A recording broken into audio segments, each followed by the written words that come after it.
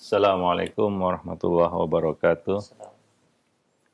Alhamdulillah, nahmaduhu wa nasta'inuhu wa nastaghfiruh wa na'udzu billahi min syururi anfusina wa sayyiati a'malina may yahdihillahu fala mudhillalah wa may yudlil fala hadiyalah. Asyhadu an la ilaha illallah wahdahu la syarikalah wa asyhadu anna Muhammadan abduhu wa rasuluh. Ya ayyuhalladzina amanu ittaqullaha haqqa tuqatih wa la tamutunna illa wa antum muslimun. Amma ba'du. Pemirsa pemerhati roja, kaum muslimin dan muslimat rahimani wa rahimakumullah. Alhamdulillah, segala puji hanyalah milik Allah, Rabb semesta alam. Salawat dan salam atas Nabi kita Muhammad sallallahu alaihi wasallam, atas keluarga beliau, sahabat-sahabat beliau, dan umat beliau sampai hari kemudian. Kaum muslimin dan muslimat yang dimuliakan Allah, pada kesempatan pagi ini kita kembali melanjutkan pembahasan dari buku Mencetak Generasi Rabbani. Kita sampai pada bab anak dan pendidikan seksual. Kita sampai pada poin ketiga di dalam bab tersebut, yaitu memerintahkan ataupun membiasakan mereka agar selalu menjaga aurat, ya walaupun mungkin masih kecil, agar mereka terbiasa. Ya, bagi anak laki-laki, auratnya adalah dari pusar hingga lutut. Bagi anak perempuan, seluruh tubuhnya kecuali wajah dan telapak tangan. Ini harus mereka ketahui dari kecil, bahwa itu adalah aurat dan tidak boleh diperlihatkan. Di samping itu ada aurat vital, atau dalam istilah fikih disebut al-aurat mughalladzah, yang memang sama sekali tidak boleh terlihat. Ya, ada yang mungkin aurat tersingkap bisa kita tutup kembali, seperti paha misalnya, ya, kadang-kadang tersingkap kemudian ditutup kembali, mungkin itu masih bisa ditolerir. Tapi aurat mughalladzah, nah ini tidak boleh nampak sama sekali, tidak boleh nampak sama sekali. Dan tentunya bagi anak perempuan, aurat mughalladzahnya tentunya lebih banyak lagi, ya, lebih ketat lagi. Jadi ini adalah pembiasaan bagi mereka untuk menjaga aurat, melatih mereka sedini mungkin dengan pakaian yang menutup aurat. Ya, sehingga ada muncul rasa malu di sini, ya, yang kita inginkan dari latihan ini, latihan ataupun kebiasaan menutup aurat dengan baik ini adalah memunculkan rasa malu. Sebagian anak dia akan malu ketika auratnya tersingkap, ya, dia cepat menutupinya. Inilah yang kita kehendaki sebenarnya dari kebiasaan dan pembiasaan mereka untuk selalu menjaga aurat, yaitu menumbuhkan rasa malu. Karena ada hal-hal yang tidak boleh nampak dan terlihat pada diri kita tentunya. Dan salah satu akibat buruk dari pelanggaran dosa yang dilakukan oleh kedua orang tua kita, yaitu Adam dan istrinya Hawa, adalah ketika melanggar perintah Allah Subhanahu wa taala, yaitu memakan buah dari pohon yang dilarang untuk didekati, adalah, ya, tersingkapnya aurat keduanya. Ini adalah hukuman akibat dari dosa yang dilakukan atau kesalahan yang dilakukan, tersingkap aurat keduanya. Ya. Nah, jadi ini suatu hal yang artinya suatu yang harus dijaga dan ditutupi. Karena kita manusia dibekali dengan akal yang bisa membedakan baik dan buruk, dan diberi ya satu kesadaran ataupun satu sifat, yaitu sifat malu, al-haya. Nabi mengatakan al-haya'u khairun kulluhu. Haya itu, malu itu baik seluruhnya. Ya, baik seluruhnya. Dan Nabi mengatakan, jika kamu tidak punya malu, wa idza lam tastahi fasna' ma syi'ta. Lakukan sesukamu. Artinya orang yang tidak punya malu akan melakukan apapun yang dia inginkan. Karena tidak ada rasa malu, tidak ada batas baik atau buruk, halal atau haram, patut atau tidak, pantas atau tidak, itu tidak lagi menjadi pertimbangannya. Karena dia tidak punya rasa malu. Nah, ini yang kita ingin tumbuhkan pada anak, ya, rasa malu. Dan ini akan menjaga mereka dari, rasa malu itu akan menjaga mereka dari banyak keburukan-keburukan. Ya. Walaupun mungkin mereka belum tahu hukumnya, tapi mereka malu melakukannya. Karena mereka punya rasa malu. Nah, demikian. Jadi hal ini harus dilakukan ataupun dilatihkan kepada mereka secara bertahap, ya, sehingga mereka punya kesadaran dan kecenderungan untuk selalu menjaga aurat, ya, selalu menjaga aurat. Allah mengatakan di dalam surat An-Nur ayat 31, wala yubdina zinatahunna illa ma dhahara minha. Janganlah, ini khusus untuk anak perempuan, ya, karena aurat wanita itu adalah sesuatu yang lebih kita katakan lebih sakral, ya, lebih patut untuk lebih ditekankan, ya, untuk diperhatikan, karena wanita adalah fitnah, ya. Ketika dia keluar nutup aurat saja, itu istasyrafaha syaitan, syaitan akan mengintainya, jadikannya alat untuk merusak anak Adam. Itu menutup aurat dia, apalagi dia keluar tidak menutup aurat, ya. Nah, pasti, ya, setan akan mengintainya. Maka janganlah mereka anak-anak perempuan ini menampakkan perhiasannya, illa ma dhahara minha, kecuali yang biasa nampak darinya, yaitu wajah dan telapak tangannya. Begitu tafsiran yang kita dapati di buku-buku tafsir, ya, dari beberapa sahabat, ya, bahwa yang dimaksud dengan illa ma dhahara minha adalah, yang dikecualikan di sini adalah wajah dan telapak tangan. Ya, wal yadribna bi khumurihinna ala juyubihinna. Dan janganlah mereka, dan dalam mereka menutupkan kain kerudung ke dadanya. Dan janganlah mereka menampakkan perhiasannya, yaitu auratnya, kecuali kepada orang-orang yang boleh. Pertama adalah suami, ya, li bu'ulatihinna. Ya, hanya suami yang boleh melihat aurat, ya, seorang istrinya. Ya, seorang wanita hanya boleh dilihat auratnya oleh suaminya sampai aurat mughalladhah. Ya, adapun yang lainnya tidak boleh sampai kepada aurat mughalladhah. Ya, nah demikian. Jadi Allah Subhanahu wa taala menambahkan di sini, ya, bagi wanita aurat mughalladhahnya itu, ya, adalah pada bagian dadanya juga, bukan hanya aurat vital yang kita kenal, ya, tapi juga bagian dada. Maka Allah mengatakan, dan hendaklah mereka menutupkan kain kerudung ke dadanya. Itu satu bagian yang, ya, tidak boleh terekspos, nampak, tersingkap. Jadi harus ketat menutupnya. Ya, dan ini adalah sesuatu yang harus diketahui oleh seorang anak perempuan, ya, bahwa dia tidak boleh berlonggar-longgar dalam menutup auratnya antara dada dan, ya, aurat vitalnya. Itu adalah perkara yang ya tidak boleh terlihat sama sekali. Ya, kita tahu bahwa ketika proses nazar ada beberapa bagian tubuh aurat itu boleh disingkap, ya, seperti lengan, betis, ya. Tapi itu, ya, kita katakan bagian-bagian vital tidak boleh, ya, tidak dengan alasan apapun, kecuali dengan, ya, suatu hal yang menghalalkannya, yaitu akad pernikahan, suami yang hanya boleh melihat aurat vital ini, ya.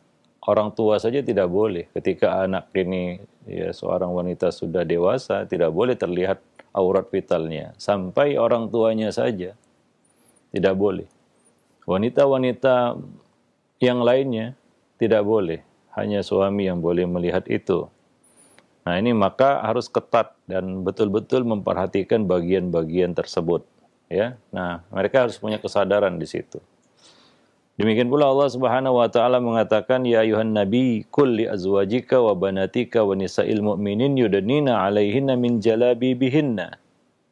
Wahai nabi, katakanlah kepada istri-istrimu, anak-anak perempuanmu dan istri-istri orang-orang yang beriman, hendaklah mereka menutupkan jilbabnya ke seluruh tubuh mereka. Ya. Jadi mengajarkan kepada anak-anak kita, terutama anak perempuan, ya. Nah, ini harus ekstra perhatian, ya, orang tuanya untuk agar betul-betul bisa menutup aurat dengan benar, ya.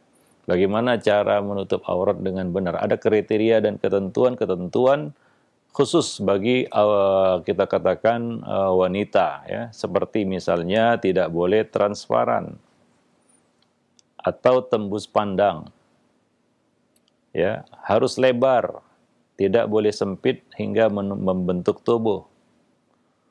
Kemudian menutup seluruh aurat dengan baik, ya, artinya tidak dihindarkan sebisa mungkin untuk bisa tersingkap, ya.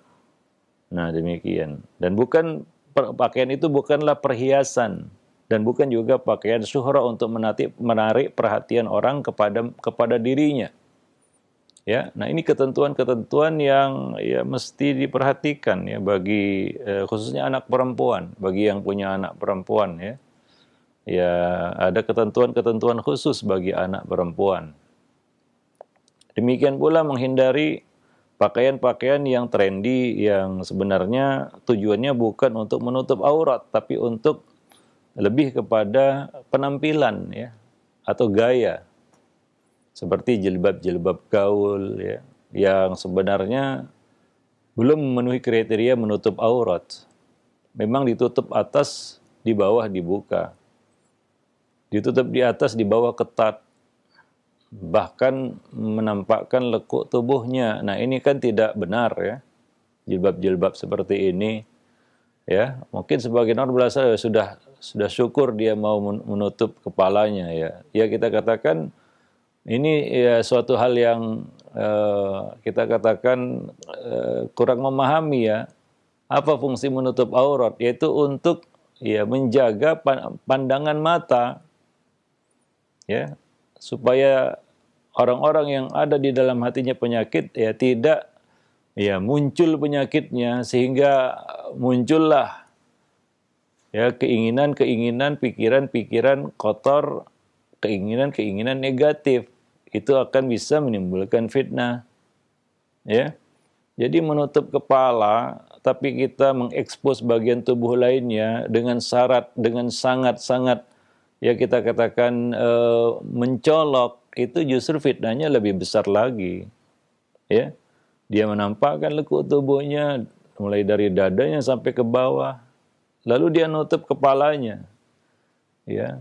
Nah, ya, kita katakan, ya, itu suatu hal yang, ya, ini perlu diluruskan, ya, dari kaum muslimin hari ini, khususnya para muslimat, mengenai bahwa jilbab gaul itu belum memenuhi kriteria menutup aurat.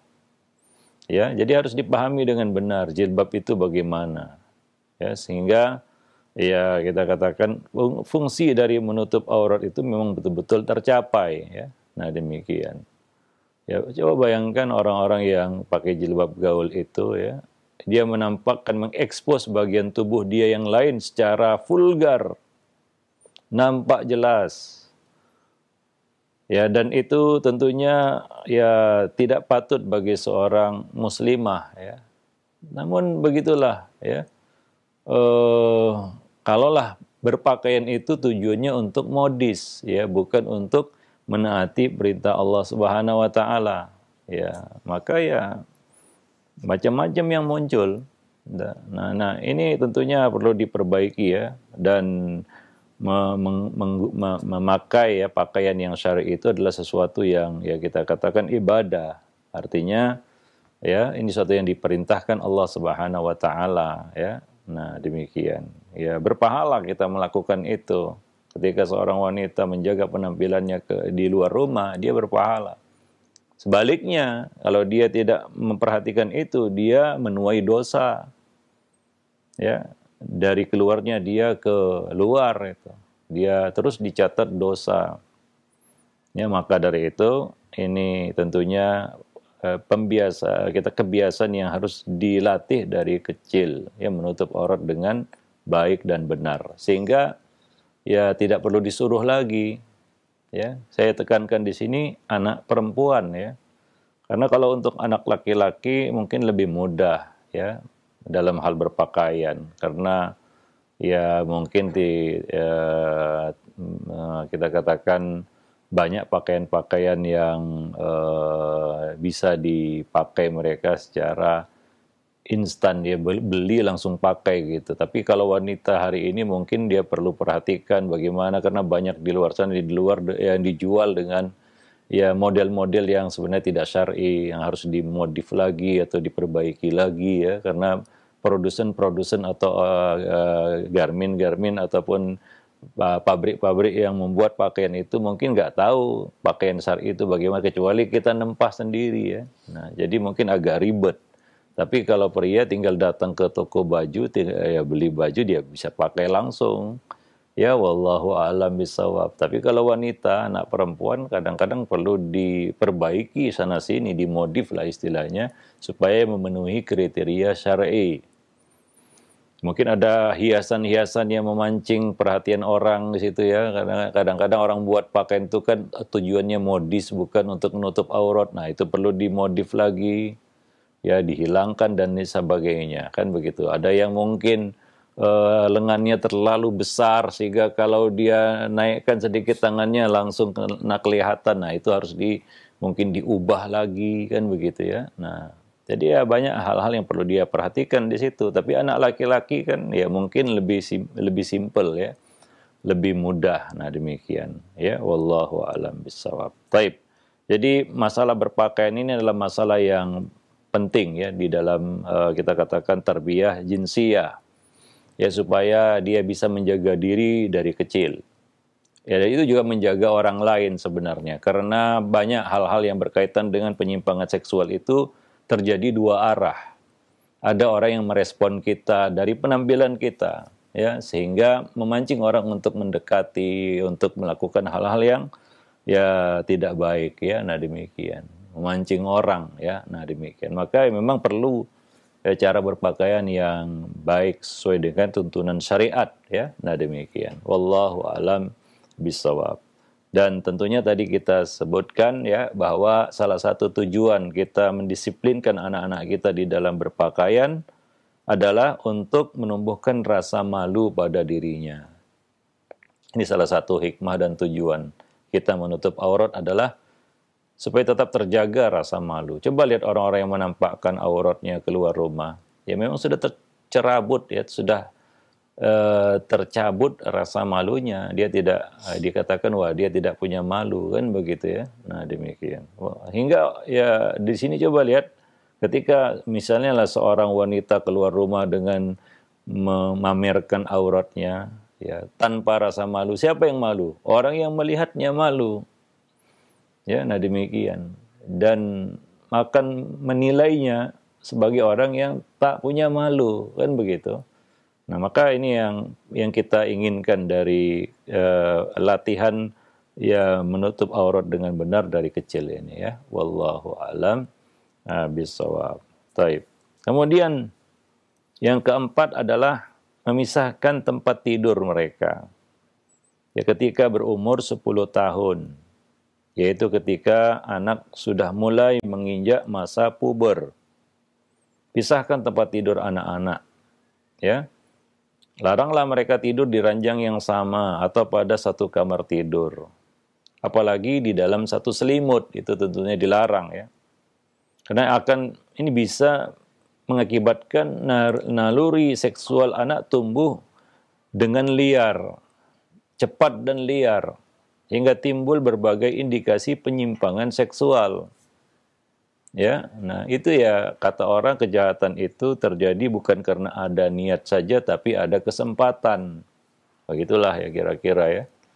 Nah demikian juga di sini ya, penyimpangan seksual itu kadang-kadang karena ada kesempatan, bukan hanya karena ada keinginan ya, tapi ada kesempatan di situ. Maka Nabi SAW ya melarang ya kita untuk menyatukan mereka ketika berumur 10 tahun dalam satu tempat tidur ya. Muru auladakum bis-sholati wa hum abna'u sab'i sinin wadribuhum 'alaiha wa hum abna'u asyri sinin wa farriqu bainahum fil madaji'.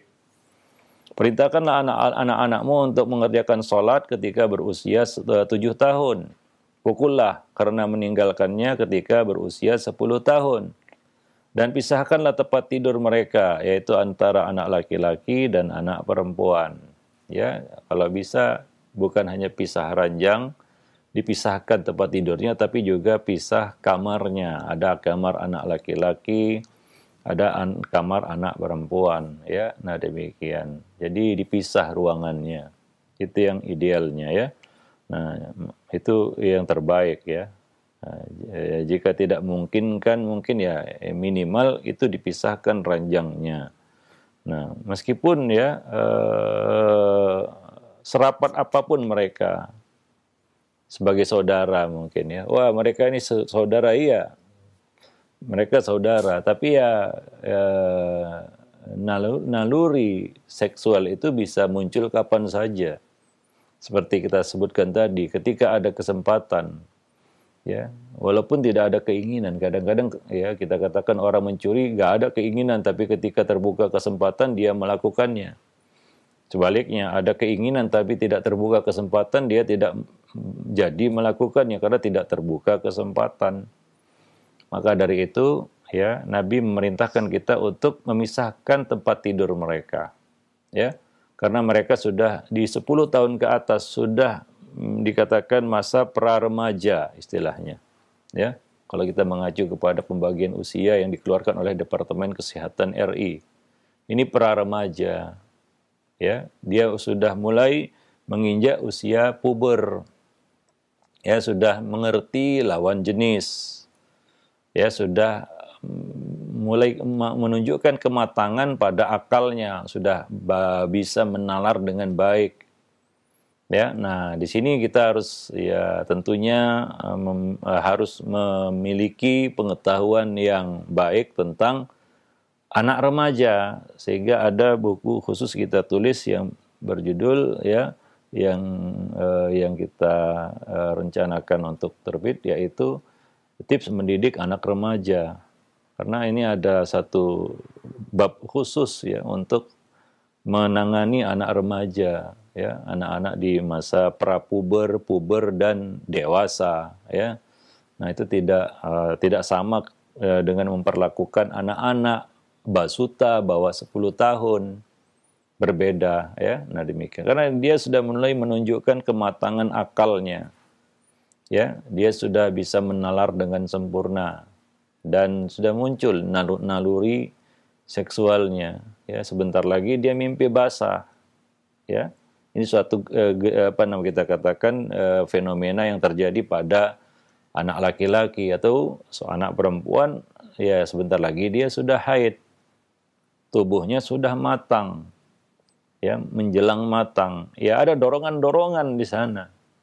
Ini harus kita pahami. Ya, mereka bukan kanak-kanak lagi ya. Kalau anak-anak ya mungkin belum ada dorongan itu. Jadi Nabi membagi anak-anak itu ya dengan klasifikasi usia, umur. Ya, 10 tahun ke atas, 10 tahun ke bawah. Ya. Nah, dan ini ya tentunya kita dapati ya, anak di 10 tahun ke bawah ya tidak ada yang baligh, tapi 10 tahun ke atas ini menjelang baligh ya. Bisa jadi 11 tahun sudah baligh, 12 tahun baligh ya. Nah, demikian. Tapi 10 tahun ke bawah itu dipastikan belum baligh ya. Nah, jadi beda kita memperlakukan dan melakukan suatu kita katakan pendidikan kepada mereka, treatment pendidikan kepada mereka ya, harus dibedakan. Maka Nabi memisahkan itu 10 tahun ke atas, pisahkan ranjang mereka. Kalau bisa pisahkan ruangan mereka ya, sehingga mereka punya kita katakan privasi sendiri, ruangan tersendiri, misalnya untuk ya kita katakan untuk ganti baju misalnya ya, tidak mungkin lagi di situ bercampur anak laki-laki dan anak perempuan, ya harus dipisahkan ya, karena ada aurat-aurat yang sudah mulai nampak kan begitu ya, ya dan gairah-gairah yang sudah mulai muncul karena tubuh mereka sudah mendekati matang. Ya sudah mau matang begitu ya. Nah, demikian. Jadi ya ini yang harus diketahui oleh para orang tua. Ya mau tidak mau ya apalagi sudah balik anak itu harus dipisah ruangannya. Ya. Nah, itu adalah kewajiban orang tua untuk ya bagaimana caranya supaya itu bisa diwujudkan ya. Nah, supaya bisa diwujudkan. Ya, wah Ustadz rumah saya kecil ya, bagaimanalah kita kalau bisa ya kita modifikasi rumah kita supaya ada ruangan untuk anak laki-laki dan anak perempuan. Bagi yang punya anak laki-laki dan perempuan ya, kalau anaknya laki-laki saja atau perempuan saja mungkin ya masalah ini mungkin tidak muncul. Tapi kalau ada anak laki, anak perempuan dan berdekatan usianya, nah ini memang harus ya ekstra hati-hati para orang tua ya. Nah demikian. Artinya mau mengusahakan bagaimanapun supaya bisa ya dia ada dua ruangan yang terpisah. Karena anak perempuan misalnya dia sudah baligh ya. Ya di satu kamar dengan anak laki-laki itu kan sangat susah dan sulit. Mereka harus ya ganti baju misalnya atau ya waktu-waktu istirahat mereka melepaskan pakaiannya. Nah, ini kan akan agak repot ya bagi mereka untuk saling menjaga. Nah, demikian. Wallahu a'lam bishawab. Taib. Jadi ya, perkara itu harus diperhatikan yaitu masalah ruangan ya dan kamar ya bagi anak-anak kita. Wallahu a'lam bishawab. Jadi jangan dikumpulkan terus sampai dewasa begitu. Itu sangat-sangat tidak baik. Ya, wallahu a'lam. Yang kelima, jauhkan anak dari ikhtilat. Ya, ikhtilat yaitu percampur bauran laki-laki dan perempuan. Ya. Banyak sekali kerusakan dan bahaya yang diakibatkan dari ikhtilat. Ya, kita sering mendengar anak usia sekolah dasar melakukan mesum dengan kawan laki-lakinya, muda-mudi yang ya kita katakan pergi berduaan, ya akhirnya kecelakaan kan begitu ya. Nah ini ikhtilat ini yang harus dihindari ya, berdua-duaan laki-laki dan perempuan. Ya, tadi kita sebutkan kejahatan itu bukan terjadi karena ada keinginan, tapi karena ada kesempatan. Kesempatan untuk berbuat tidak senonoh ketika berdua itu antara laki-laki dan wanita itu sangat besar peluangnya. Ya, ada kesempatan di situ. Ya, penjahat itu ada keinginan, nggak ada kesempatan, mungkin dia gagal berbuat jahat. Tapi ya bukan penjahat, tidak ada keinginan, tapi ada kesempatan. Ya, keinginan itu bisa saja sekonyong-konyong muncul. Yang namanya keinginan ya, bisa sekonyong-konyong muncul ya. Tapi kesempatan kan tidak setiap waktu terbuka begitu. Maka jangan buka-buka kesempatan. Jangan cari-cari kesempatan. Ya, karena keinginan itu akan menyusul cepat sekali. Nah, maka dari itu ya hal-hal yang bisa membuka kesempatan itu dalam Islam dilarang. Di antaranya adalah ikhtilat. Ya. Nggak bisa kita katakan wah anak saya Ustaz bisa menjaga diri ya, itu boleh dikatakan omong kosong. Karena rata-rata ya kecelakaan di luar nikah itu terjadi karena ikhtilat. Orang tua membiarkan anaknya pergi berduaan dengan lawan jenisnya ya. Nah, akhirnya terjadi ya hal-hal yang tidak diinginkan ya. Nah, demikian. Nah, ini yang kita tidak inginkan pada anak-anak kita. Maka dari itu dari kecil itu diawasi supaya tidak ada ikhtilat. Ya, tidak terjadi ikhtilat antara laki-laki dan perempuan dan juga khalwat di sini ya. Ya, ikhtilat dan khalwat. Ya, bercampur bauran dan juga berdua-duaan ya. Nah, yang harus dihindari karena keduanya ikhtilat dan khalwat ini bisa menggiring mereka kepada perbuatan keji ya. Wallahu a'lam bishawab. Taib. Nah, kemudian yang keenam ya, Nabi menyebutkan dalam hadis bahwa tidaklah seorang laki-laki berduaan dengan seorang perempuan melainkan ya, orang ketiganya adalah syaitan. Artinya syaitan leluasa untuk membisiki keduanya melakukan sesuatu yang mungkin tidak ada keinginan sebelumnya, tapi kesempatan dibuka, mereka buka sendiri, maka syaitan dengan leluasa untuk membisikkan keinginan-keinginan buruk itu, pikiran-pikiran kotor itu. Ya, nah demikian. Wallahu a'lam bishawab. Taib.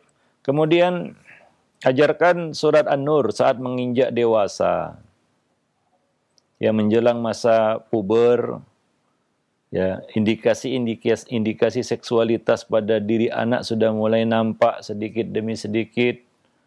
Maka buatlah proteksi ya yang berupa penjagaan kejiwaan dan pertahanan keimanan dalam diri anak-anak kita supaya mampu mengendalikan nalurinya dari berbuat keji.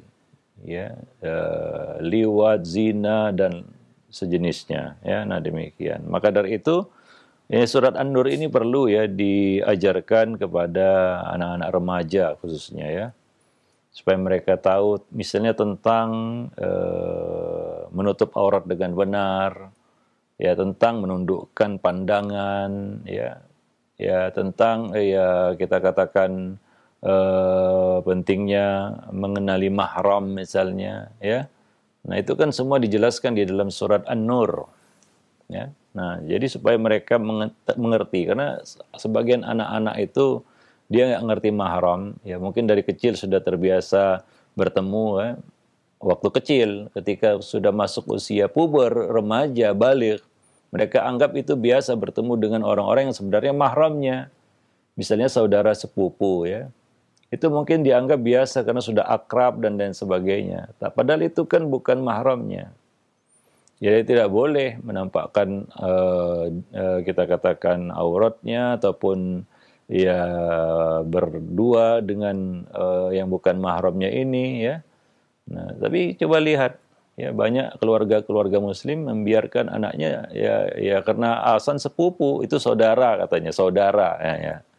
Ya saudara sepupu, padahal itu bukan mahram. Jadi ini istilah-istilah yang beredar di tengah-tengah masyarakat kadang-kadang membuat keliru. Wah itu kan saudaranya, padahal itu kan bukan mahram. Jadi yang perlu dia kenal adalah hakikat mahram itu. Bukan sebutan-sebutan yang kadang-kadang mengelirukan. Wah itu masih saudaranya, itu masih familinya, masih keluarga, gak jadi masalah. Mereka jalan berdua-duaan, bersalaman, ya. Dan ya kita kata bahkan kadang-kadang berkhalwat satu ruangan karena itu saudaranya. Ya ini kan ya perlu diperjelas istilah itu. Ya. Nah, kalau dengan mempelajari mahram mereka tahu wah itu bukan mahramnya, itu tidak masuk dalam deretan mahram.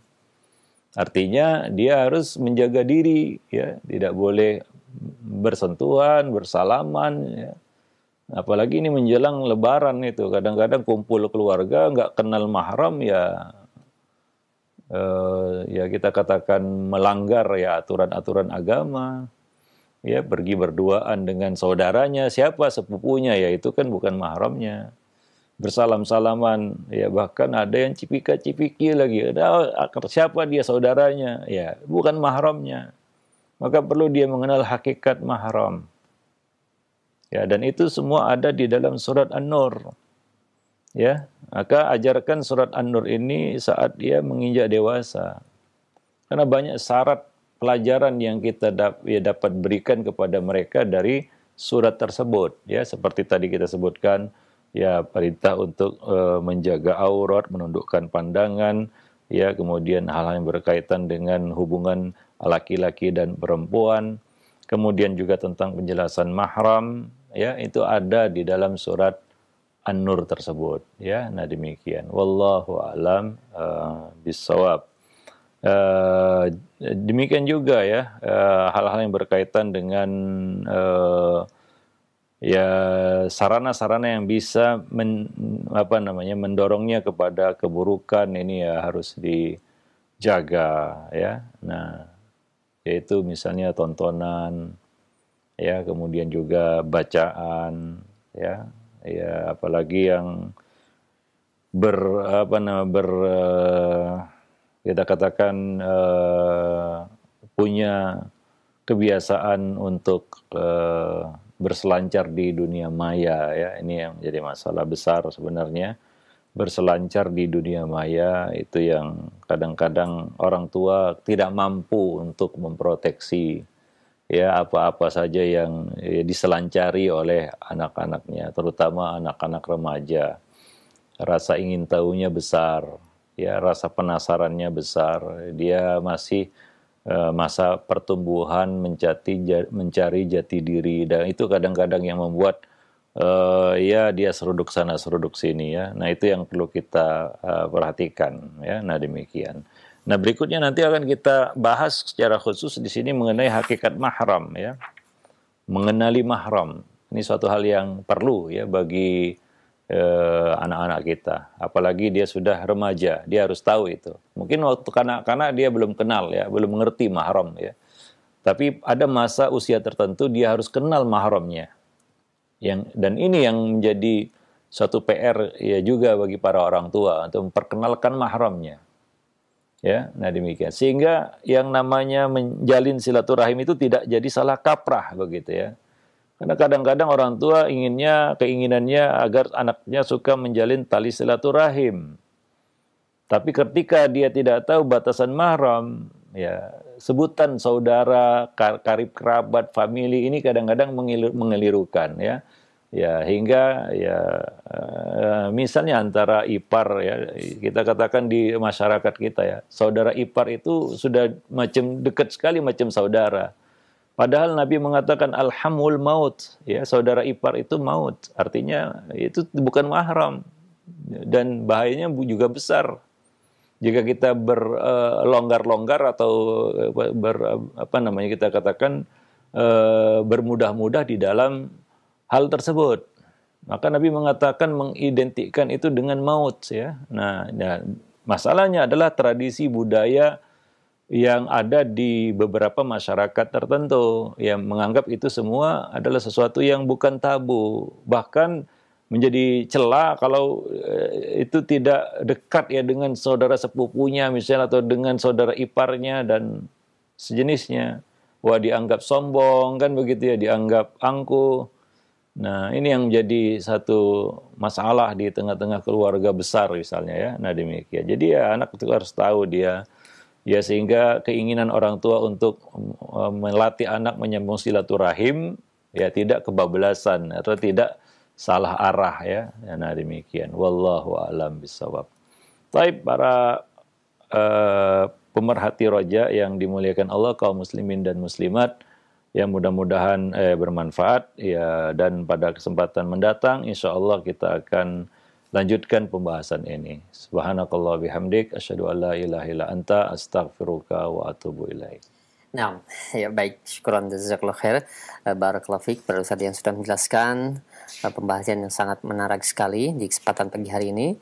Mudah-mudahan ini menambah ilmu bagi kita, wawasan kita, sehingga kita bisa mengetahui bagaimana batasan-batasan aurat dan juga pendidikan aurat terhadap anak-anak kita. Baik, untuk selanjutnya kami buka sesi interaktif, sesi soal jawab bagi para pemirsa ataupun pendengar yang ingin bertanya, silahkan. Baik, yang pertama kami ajukan ada pertanyaan Ustaz. Tidak disebutkan nama dan tempatnya. Assalamualaikum warahmatullahi wabarakatuh. Ya Ustaz, apakah jika anak kami perempuan semua pada umur 10 tahun tersebut baiknya kamarnya dipisah atau bagaimana Ustadz? Ya, baiknya dipisah ya. Ya, tentunya apa namanya ya? Pembiasaan ya. Ya, mungkin ada anak yang takut tidur sendiri kan begitu ya. Nah, maka harus dibiasakan dan dilatih gitu. Karena kadang-kadang kalau dadakan nggak bisa. Tapi kalau pelan-pelan itu ya, mulai ya kita katakan bahkan menjelang 10 tahun itu sudah dilatih. Sehingga pada saat dia menginjak usia yang harus dipisah, mudah. Tapi kalau ada sesuatu yang dadakan itu susah ya. Tapi kalau ada muqaddimah, kita akan lebih mudah untuk sampai ke tujuan kalau ada muqaddimahnya. Tapi kalau dadakan kadang-kadang anak itu menolak kan begitu ya. Dia nggak mau pisah karena sudah terbiasa satu kamar dengan saudaranya. Ini masalahnya. Nah, maka perlu dirancang ya. Maka seorang muslim buat rumah ya memang sudah disiapkan ya ruangan-ruangannya, bagaimana pemisahannya dan lain sebagainya. Ya, supaya ketika anak-anak ini harus dipisah ya sudah ada ruangannya kan begitu ya, sudah disiapkan ya, sudah disediakan ya oleh ya orang tua. Nah, demikian. Baiknya seperti itu ya. Nah, minimal ya dia 10 tahun itu harus dipisah ranjang ya. Nah, berjauhan ranjangnya, ranjang antara satu dengan yang lainnya. Ya, tapi yang paling ideal adalah memisahkan kamar ini, anak laki-laki dan kamar anak perempuan. Nah, demikian. Wallahu a'lam bishawab. Nah, Ya. iya, baik. Terima kasih banyak. Syukran jazakallahu khair atas jawaban Ustaz. Demikian untuk yang bertanya. Dan selanjutnya yang kedua ada pertanyaan dari Ummu Abdurrahman. Ya Ustaz, Ana mempunyai ipar berumur 14 tahun, perempuan. Ketika berkunjung ke rumah Ana dan menginap, dia tidur satu kamar dengan Ana dan suami Ana, tetapi dia di bawah. Apakah boleh seperti itu Ustaz? Jazakallahu khair. Ya, itu tidak boleh ya, satu kamar ya. Karena ini sudah 14 tahun itu sudah balik ya. Rata-rata sudah balik 14 tahun atau menjelang balik ya. Sudah waktunya dipisah ya, sebenarnya dan tidak boleh dia berada satu kamar dengan saudara iparnya ya. Ya, nah demikian. Tadi Nabi mengatakan alhamul maut. Ya, ya ipar itu justru maut ya. Karena kita katakan batas-batas yang mungkin dianggap tidak ada itu membuat orang lupa batas. Ya dianggap saudara, kayak dianggap dekat, padahal sebenarnya itu bukan mahram. Nah, jadi ini berbahaya ketika batas-batas itu menjadi tidak jelas ya ataupun menjadi samar. Maka tidak boleh itu dilakukan, dia harus berada di ruangan yang lain ya. Nah, demikian. Apalagi tidur malam ya. Nah, ya tidur siang, tidur malam sama aja ya.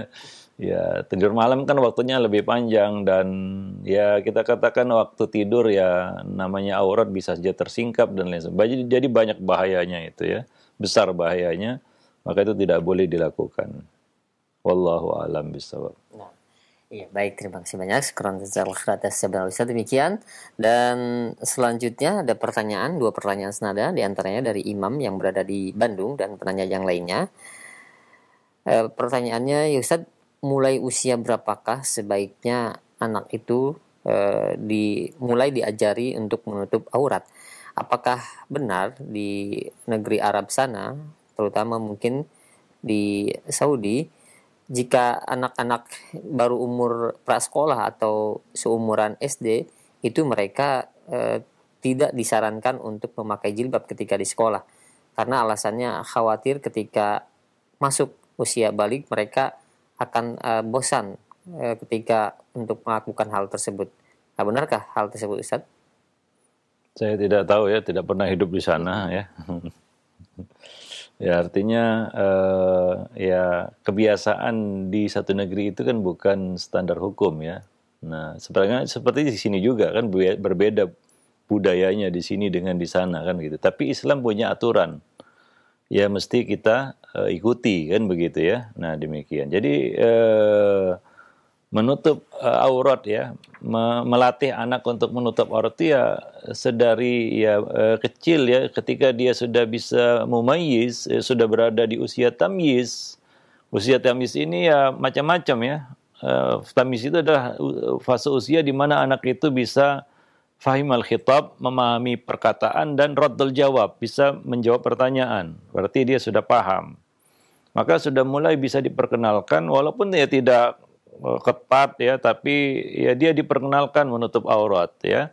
Misalnya memakai baju panjang, memakai kerudung ya. Ya walaupun ya kadang-kadang anak-anak ya kadang-kadang dia panas dibukanya kan begitu ya. Ya anak-anak ya namanya anak-anak. Sama kita suruh dia sholat. Nabi memerintahkan muru auladakum bis shalah. Ya bagi anak perempuan sholat kan menutup aurat. Artinya ya harus dilatih. Ya, hal-hal ini juga berkaitan dengan sholat. Misalnya istinja, berwudu, itu kan semua kaitannya dengan sholat. Menutup aurat, ya itu makna dari muru auladakum bis shalah. Banyak hal-hal penyerta yang harus juga kita latihkan kepada anak, yang kita suruhkan kepada anak. Ya, bukan hanya sholat saja ya, dia dilatih untuk bisa bersuci kan begitu ya. Nah, supaya dia tahu ini najis, ini suci ya, hingga dia bisa beristinja dengan baik itu dari kecil ya. Kemudian juga menutup aurat, karena sholat kan menutup aurat ya, maka dia dilatih untuk menutup aurat ketika dia mengerjakan sholat. Artinya menutup aurat juga masuk bagian include dia di dalam latihan itu ya. 7 tahun itu maksimal sebenarnya. Artinya ya jangan sampai lebih dari itu baru kita ajari dia cara nutup aurat. Karena ketika dia sudah masuk usia balik, dia wajib itu. Dia wajib menutup aurat, sudah wajib hukumnya, sudah jatuh hukum atasnya karena dia sudah mukallaf. Ya, dia sudah mukallaf. Maka latihan itu perlu dilakukan sedini mungkin. Itu konsep syariat. Maka Nabi menyuruh kita untuk memerintahkan kita untuk menyuruh anak itu sholat di usia 7 tahun walaupun dia belum wajib sholat. Dan sholatnya masih bolong-bolong juga mungkin ya, atau juga masih tidak tepat waktu. Tapi tidak jadi masalah. Yang penting dia mengenal sholat. Demikian juga nutup aurat yang merupakan bagian yang nggak bisa dipisahkan dari sholat. Ya, sholat kan harus nutup aurat ya. Anak laki-laki maupun anak perempuan. Ya maka dilatih dia nutup aurat juga. Ya, nah demikian ya, supaya ya dia terbiasa, karena anak itu akan tumbuh dari apa yang dibiasakan oleh pendidiknya ya. Walaupun ya saya katakan tadi anak sholat kadang-kadang sholat subuh jam 7 kan begitu ya. Nah ya ini udah jam 9 pagi ini ya, sholat subuh ya, sholat subuh, dia ada sholat subuh ya, dia lupa mungkin ya, namanya anak-anak. Atau dia sholat asar menjelang maghrib, sholat maghrib waktu isya ya. Jadi anak-anak nih, namanya anak-anak. Yang penting dia tahu ada sholat maghrib, gitulah. Ya itu yang penting ya. Nah walaupun ya perlu dibiasakan terus sehingga dia disiplin waktu. Anak itu kita ajari sholat salah satunya adalah agar melatih dia untuk disiplin juga, mengenal waktu. Karena sholat itu ada waktu-waktunya. Inna sholata kanat alal mu'minina kitaban mauquta. Jadi banyak sekali ya kita katakan pendidikan yang kita dapat dari latihan sholat ini. Disiplin waktu, menjaga kebersihan, ya adab istinja, ya adab menutup aurat juga. Nah demikian ya, wallahu a'lam bishawab.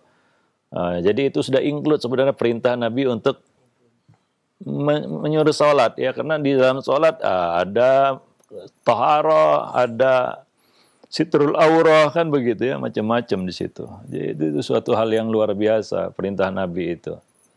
Jadi ya jangan, artinya jangan sampai lebih 7 tahun baru diperkenalkan cara nutup aurat dengan benar. Itu nanti terlambat ya, sudah 8 tahun baru mulai dipaksakan. Wah ini nanti ketika dia ternyata balik di usia 11 tahun, nah itu akan kerepotan ya, karena itu bagi dia untuk bisa melaksanakan itu. Kenapa? Karena terlalu mendadak ya, sifatnya. Nah, dia belum terbiasa itu. Nah, demikian. Maka dalam hal ini makin cepat makin baik sebenarnya. Makin cepat makin baik. Ya, kalau bisa di awal usia tamyiz dia sudah mengenal sholat, ya, disiplin waktu, menutup aurat, itu kan lebih mudah baginya untuk, karena latihannya lebih panjang lagi ya. Ketika dia sudah masuk usia remaja ataupun sudah baligh, ya, sudah mukallaf, dia akan terasa mudah melakukan itu tanpa disuruh lagi, tanpa dilatih-latih lagi, ya. Nah, demikian. Wallahu a'lam bishawab. Walaupun ya kalau anak-anak kan nggak, kadang-kadang ya susah untuk kita ketatin, ya. Artinya gimana? Anak-anak pakai jilbab, ya di sekolah pakai jilbab, di rumah dilepasnya, ya. Jadi yang penting dia kenal ada jilbab menutup aurat itu begitu, ya. Nah, demikian. Dan ini kan tadi kita sebutkan, ya, bahwa ya melatih anak menutup aurat itu salah satunya adalah untuk menumbuhkan rasa malu. Nah, itu yang kita inginkan, anak itu memiliki sifat malu. Ya, malu nampak auratnya itu dari kecil. Ini kebiasaan yang nggak bisa muncul begitu saja itu. Rasa malu itu, sifat malu itu, ya kalau kita lihat orang-orang yang sudah dewasa nggak punya rasa malu, memang dari kecil dia tidak dilatih untuk itu. Sehingga sampai besar juga dia nggak punya sifat malu. Atau malunya tipis, ada juga kan begitu, ya. Nah, dan ya tentunya nggak bisa sekonyong-konyong ataupun tiba-tiba orang itu dapat sifat malu, ya enggak. Ya, nah demikian. Wallahu a'lam bishawab. Iya, baik, sekarang atas jawaban saya demikian. Untuk yang bertanya, masih ada beberapa pertanyaan. Kami akan kembali dari hamba Allah yang berada di Palopo. Assalamualaikum ya Ustadz, saya bercerai dengan suami dan qadarullah anak-anak saya ikut suami sejak sedari kecil dan hingga sekarang sudah dewasa, dan qadarullah mereka jauh dengan saya karena beberapa hal. Saya hanya bisa berkomunikasi melalui HP dan memberitahukan karena anak saya perempuan agar menutup auratnya, tapi ternyata mereka tidak mau menuruti. Bagaimanakah nanti tanggung jawab saya di akhirat? Apakah tetap akan Allah mintai pertanggungjawaban walaupun saya sudah bercerai dengan suami? Ya, tidak detail ya pertanyaan, cerainya kapan, ya, di usia berapa anak itu harus memilih antara ikut ayah dan ibu, ya, karena pendidikan kan dari kecil, kewajiban orang tua kan begitu, ya. Ya, tentunya semua berkaitan dengan ikhtiar yang dilakukan. Apakah orang tua di sini ayah maupun ibu, ya, karena tidak ada mantan ayah, mantan ibu, mantan suami, mantan istri ada kan begitu, ya. Nah, mantan ayah, mantan ibu nggak ada, ya, maka sebenarnya tidak putus kewajiban. Ya, cuma ketika dia harus memilih ikut ayah atau ibu, tentunya kewajiban berpindah kepada salah satu dari keduanya, kan begitu, ya. Ya, walaupun kita sebagai orang tua tidak boleh juga melepas begitu saja, artinya harus dipantau dan punya hak, ya, untuk intervensi di situ. Misal ada sesuatu yang tidak kita inginkan, ya, bahkan boleh digugat, ya, untuk berpindah hak asuh itu karena anak tumbuh menjadi sesuatu yang tidak baik di tangan ayahnya misalnya atau di tangan ibunya. Ya, wallahu a'lam bishawab. Jadi ya semua bergantung kepada kesungguhan kita melakukan apa yang Allah perintahkan. Sudahkah kita memberikan pendidikan? Kalau sudah, maksimal, hidayah bukan di tangan kita juga, ya. Ya, Nabi Nuh saja tidak bisa memberikan hidayah kepada putranya. Tapi Nabi Nuh telah melaksanakan apa yang diperintahkan Allah, ya, tidak melalaikan dan mengabaikannya. Ya, nah, urusan hidayah, ya, itu bukan urusan kita lagi, bukan di tangan kita. Tapi Allah akan menilai sejauh mana ikhtiar yang sudah kita lakukan. Dan itu usaha tidak akan mengkhianati hasil, begitulah istilahnya. Hasil tidak akan mengkhianati usaha juga. Artinya apa? Kalau memang tidak ada ikhtiar kita, tidak ada pendidikan yang kita berikan, lalu kita katakan hidayah di tangan Allah, ya tidak benar juga kan begitu, ya. Kita katakan hidayah di tangan Allah, tapi kita tidak melakukan ikhtiar mendidik, ya salah. Tapi kalau kita sudah maksimal, ya sebatas kemampuan yang kita miliki, tapi ya ujung-ujungnya memang hidayah bukan di tangan kita, itu baru boleh dikatakan saya sudah berikhtiar tapi hidayah bukan di tangan saya. Nah, demikian. Wallahu a'lam bishawab, ya. Jadi ini pertanyaan kurang detail sebenarnya, sejak kapan itu anak harus memilih antara ayah dan ibu, kan begitu, ya. Nah, jadi kalau misalnya keduanya bersama, ya, mendidik anak itu sampai kepada batas usia tertentu pada anak itu ya. Misalnya sudah mukallaf anak itu baru bercerai, ya, contohnya ini ya. Artinya pendidikan kan sudah diberikan dari usia 0 sampai mungkin dia balik. Dalam hal ini mungkin 12 tahun, 13 tahun kan begitu ya. Artinya sudah 13 tahun dia bersama kita. Ya, maka ketika kita pisah dari suami misalnya dan dia harus ikut salah satu, ya maka tidak ada alasan wah saya itu kan urusan ayahnya, nggak bisa. Kenapa? Karena mereka berdua ya dulu menjadi ayah dan ibu bagi keduanya dalam usia yang panjang kan begitu ya dari 0 sampai mungkin 12 tahun. Ya, maka kembali lagi semuanya. Seberapa besar ikhtiar yang sudah kita lakukan ya, ketika anak itu bersama kita. Bagi seorang ibu tentunya pada masa-masa ya menyusui sampai ya, mungkin anak itu mumayyiz masih di tangan ibu ya kayaknya ya. Karena dia masih perlu ibunya. Nah, demikian ya. Nah, jadi di situ perlu ya kita lakukan ya pendidikan kepada anak-anak kita itu ya. Nah, demikian. Wallahu a'lam bishawab ya. Nah, mungkin itu yang dapat saya jawab dari pertanyaan tersebut. Nah, demikian. Ya, walaupun ya ketika suami istri sudah berpisah ya dan anak ikut salah satu dari kedua belah pihak ya, kita sebagai ayah maupun ibu tidak boleh melepaskan begitu saja karena itu tetap darah daging kita ya. Nah, kita harus memantau, kita harus mencari tahu dan kita harus memeriksa juga ya apakah ayahnya sudah melakukan pendidikan dengan baik ya. Kalau tidak ya maka dalam hal ini ya itu boleh mengajukan gugatan ya, misalnya mengangkatnya ke mahkamah ya, melaporkan bahwa ayah misalnya mendidik anak kepada hal yang buruk ya. Misalnya contohnya lah ayahnya membiarkan anak itu jatuh ke dalam jurang narkoba misalnya. Apakah ibunya diam? Ya nggak boleh ya, dia harus melakukan tindakan ya. Nah, demikian supaya anak itu selamat kan. Ya, anak tetap anak keduanya ya. Nggak ada mantan anak, mantan ayah, mantan ibu nggak ada. Ya, nah itu akan tetap melekat sampai ya, dan tanggung jawab tetap ada lah ya, kita harus merasakan tanggung jawab itu. Nah, demikian. Jangan ya kita seolah-olah ya anak itu menjadi korban perceraian ya. Ya artinya salah satu atau kedua belah pihak tidak mau tahu terhadap anak hasil perkawinan sebelumnya atau perkawinan yang bubar itu, yang karam itu. Nah, jangan sampai anak juga jadi korban dari pernikahan rumah tangga yang bubar itu. Nah, karena keduanya tetap punya tanggung jawab sebagai ayah dan ibu. Wallahu a'lam bishawab. Iya, baik. Syukran jazakallahu khair atas jawaban Ustaz. Demikian untuk yang bertanya. Dan kembali kami ajukan pertanyaan di layanan pesan singkat. Ya Ustaz, saya memiliki ibu dan ibu saya memiliki adik laki-laki dan dia juga mempunyai anak perempuan.